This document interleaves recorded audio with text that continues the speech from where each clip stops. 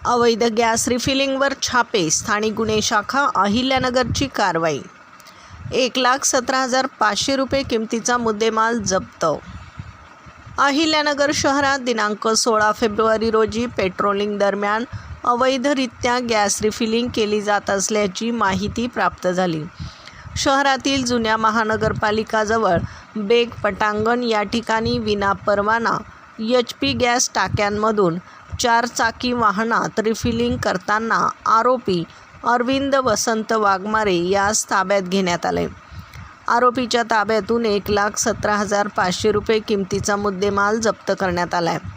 आरोपींविरुद्ध कोतवाली police स्टेशनला गुन्हा register number 121 नुसार गुन्हा नोंदवण्यात आला आहे.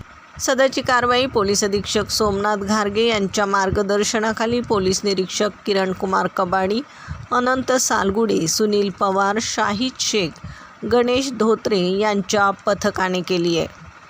प्रतिनिधीसह महाराष्ट्र जनता न्यूज, अहिल्यानगर.